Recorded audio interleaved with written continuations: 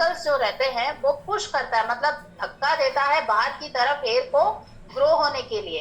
और जब तक हम कट नहीं करते या हेयर ग्रोथ का साइकिल जब तक एंड नहीं होता, ये हेयर नहीं झड़ता है, ये बाल नहीं झड़ता है एनाजन फेज में। और 90% हेयर एनाजन फेज में ही रहता है अपने स्कैल्प पर। और नेक्स्ट स्टेज आके कैटाजिन। कैटाजिन एनाजन के बाद वाला फेज है कैटाजिन। इस फेज में ये जैसे एनाजन 2 से 7 साल का फेज पड़ाव रहता है, यहाँ पे 2 से 4 हफ्तों का रहता है ये एनाजन फेज। यहाँ पे फॉलिकल सिकुड़ जाते हैं, मतलब ऐसे पास हो जाते हैं और वहां से हेयर ग्रोथ होने लगता है। ये 5% क्या कहते हैं 5% हेयर ग्रोथ यहीं पे रहता है, मतलब इस फेस में रहता है 5%। और नेक्स्ट आके टेलोजिन। टेलोजिन ग्रोथ ये तीसरा पड़ाव है। यहाँ पे 2 से 6 महीने का रहता है ये फेस, ये पड़ाव। ये स्कल्प के ऊपर, मतलब अपने जो स्कल्प कहते हैं उसके ऊपर 10 से 15 इंचेस तक हेयर रहता है। ये यहाँ पे ना इस स्टेज में ना ग्रोथ होता है ना झड़ता है, सिर्फ हेयर बाहर की तरफ रहता है। और चौथा होता है अर्ली एनाजिन, मतलब फिर से एनाजिन जो पहला पड़ाव स्टार्ट होने से पहले, ऑक्सीजन भी कहते हैं इसे, पहला पड़ाव स्टार्ट होने से पहले जो एंडिंग स्टेज रहता है, जब वो हेयर लॉस होने लगता है, तो नीचे से कनेक्टिविटी के तौर पर एनाजिन फिर से स्टार्ट होने लगता है, फिर से वो प्रोसेस स्टार्ट होने लगता है एनाजिन का। तो ये 4 फेजेस है, ये लिख लीजिए। तो नेक्स्ट देखेंगे, पहले तो हेयर क्या है। पहले हमने देखा हेयर ग्रोथ का साइकिल। और हेयर क्या है? हेयर का मतलब बाल किस सॉरी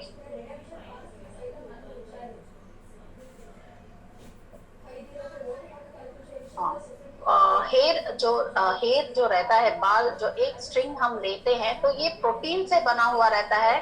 ये इस प्रोटीन को केराटिन कहते हैं। इस प्रोटीन से बना हुआ रहता है, एक से एक को जुड़ा हुआ रहता है ये प्रोटीन। ये ज्यादातर अपने नेल्स हेयर में दिखता है ये प्रोटीन, जिसे केराटिन कहते हैं। ये ज्यादातर जो भी मैमल्स जो कहते हैं, जहाँ जिस भी जीव जंतु जहाँ भी बाल उगते हैं उसे मैमल्स कहते हैं। ये ज्यादातर, जैसे मैंने कहा है, प्रोटीन से ही बाल बनता है, वो है केराटिन, ये याद रखिए। नेक्स्ट आके हम अपने हेयर का जो हेयर रहता है ये किस तरह बाहर आता है, कहाँ से ये आता है देखेंगे। पहले तो डर्मिस जो रहता है, यहाँ से ये स्टार्ट होता है हेयर फॉलिकल। डर्मिस से स्टार्ट होकर अपने एपिडर्मिस से ये बाहर की तरफ आता है, जहाँ से स्किन जो अपना एपिडर्मिस जहाँ पे अपना डैंड्रफ या जो कुछ भी कहते हैं जहाँ पे रहता है, वहां से हेयर बाहर की तरफ आता है। और हेयर का जो हम आकार देखेंगे, एक स्ट्रिंग अगर हम लेंगे, हेयर का आकार देखेंगे, तो ये 3 लेयर्स में बटा हुआ रहता है। वो है cuticle, cortex and medulla. Cuticle जो है ये फर्स्ट लेयर होता है। यहाँ पे ये पिक्चर में आप देख सकते हैं, क्यूटिकल जैसे रहता है, अपना मछली का जो स्केल्स रहते हैं ऊपर की तरफ, उस तरह अपना हेयर रहता है। और यहाँ पे हम अंदाजा कर सकते हैं अपना हेयर का क्यूटिकल कितना हेल्दी है। जब क्यूटिकल बहुत बाहर की तरफ रहता है तो अनहेल्दी हेयर कहा जाता है। ये अपने हेयर को प्रोटेक्ट करता है, ये क्यूटिकल। जब ये स्केल की तरह जो है ये बाहर की तरफ ज्यादा रहने से बहुत ही अनहेल्दी माना जाता है। बाद में जब ये बहुत अपने आप में सिकुड़ कर पास में रहता है, तो ये बहुत ही कहते हैं कि ये हेयर बहुत ही हेल्दी है। और इसी नेक्स्ट आके कॉर्टेक्स कहते हैं, जो क्यूटिकल के बाद में अंदर की तरफ रहता है कॉर्टेक्स। ये यहाँ पे मेलेनिन कहकर जो पिगमेंट रहता है, मेलेनिन मतलब कलर, जो अपने हेयर का कलर जो रहता है, ग्रे या व्हाइट जो भी कलर हो, ये यहीं पे स्टार्ट होता है कॉर्टेक्स में। जब हम कलर करते हैं या हम कुछ स्ट्रेटनिंग करते हैं या कर्व्स करते हैं, तो इसका प्रभाव कॉर्टेक्स पर दिखता है। अपने हेयर का कलर चेंजेस भी एज के हिसाब से ये कॉर्टेक्स में ही होता है। तो ये बाहर हम सोचते हैं कि क्यूटिकल के ऊपर हो रहा है, मगर ये क्यूटिकल के ऊपर नहीं, कॉर्टेक्स जो सेकेंड लेयर है उसके ऊपर प्रभावित करता है जब हम कुछ भी अपने हेयर के ऊपर प्रयोग करते हैं। नेक्स्ट आके मेडुला जो थर्ड लेयर है, ये मेडुला ये हर एक बाल में नहीं रहता, मतलब बाल जिन प्लीज म्यूट कर लीजिए।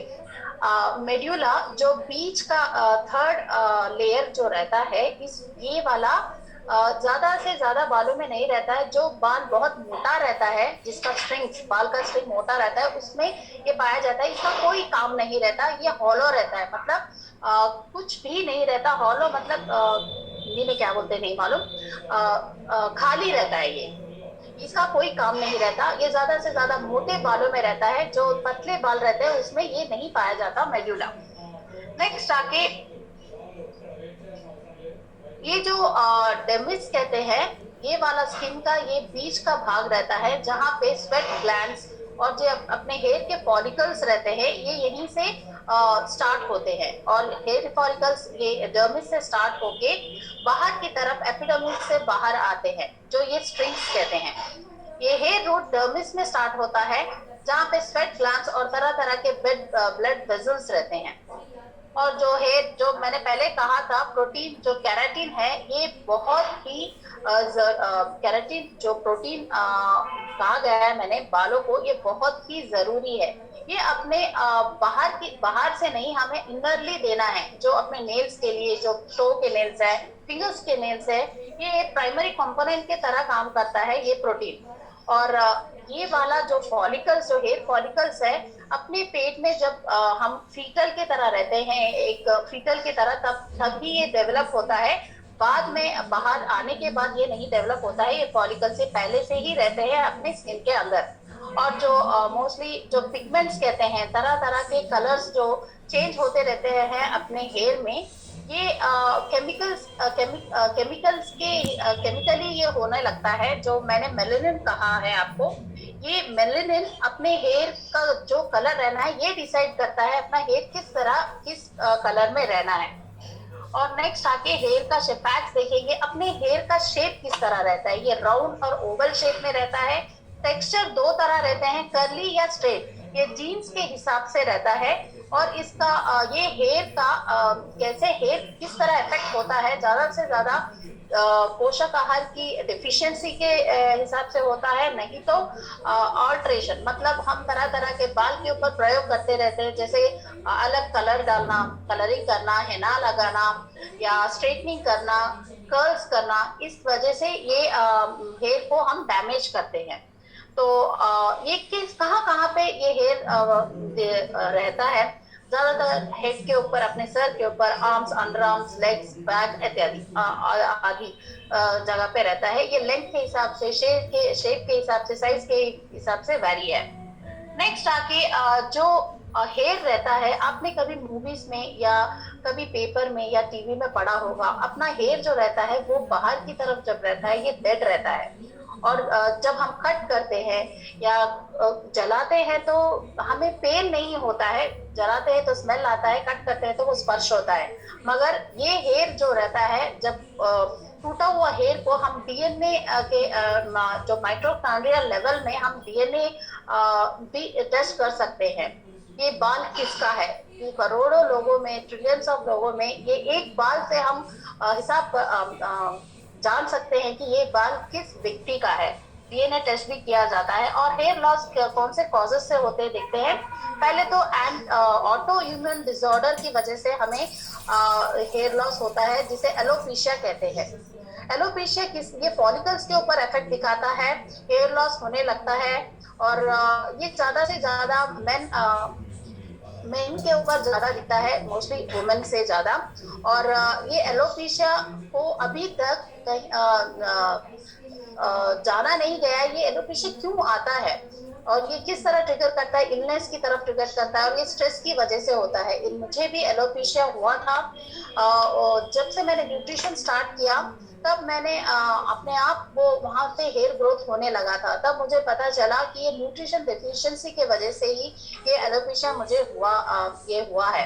और नेक्स्ट आके हार्ड वाटर, जो अपने बोरिंग वाटर रहते हैं, जो हार्ड वाटर जिसमें तरह तरह के मिनरल्स, जो हार्ड मिनरल्स रहते हैं, ये अपने हेयर को देने की वजह से, जिसमें ज्यादा कैल्शियम, एक्सेसिव कैल्शियम, मैग्नीशियम जिनमें रहता है, ये डैंड्रफ की तरफ या अपने हेयर को ड्राई करता है, डिस्ट्रॉय करता है और ऐसे उलझने लगता है, बालों को उलझाने लगता है और बहुत ही बाल भी ऐसे एक सूखे घास की तरह होने लगता है।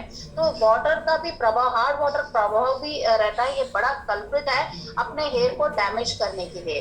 उसी तरह स्ट्रेस, जो इससे पहले हमने स्ट्रेस टॉपिक में सुना भी था, स्ट्रेस भी एक तरह का बहुत ही बड़ा कारण है। स्ट्रेस की वजह से अपने बॉडी के ऊपर बहुत ही प्रभाव दिखाता है, उसी तरह हेयर लॉस के ऊपर भी। और नेक्स्ट आगे जो हम पोषक आहार लेते हैं, जो हम आहार लेते हैं उसमें विटामिन ई की जो जरूरत है वो हम दे पा रहे हैं या नहीं। अगर विटामिन ई की डेफिशिएंसी हो रही है तो पहले जो हमें दिखता है बाहर की तरफ, वो है स्किन और अपने हेयर के ऊपर। और ये जब हम विटामिन ई प्रॉपर तरीके से देते हैं तब ये अपने ब्लड फ्लो को इम्प्रूव करता है और अपना हेयर ग्रोथ में हेल्प करता है और स्कल्प भी बहुत ही हेल्दी रहता है।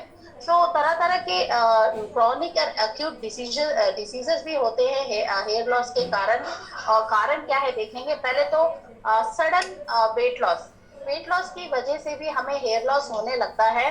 और ये पहले तो वेट लॉस जब हम सडनली 1 मंथ में 8 या 9 या 10 केजी सडनली कोई वेट लॉस का प्रोग्राम किए बिना जब हम सडनली वेट लॉस होते हैं तो पहला प्रभाव अपने हेयर के ऊपर दिखता है।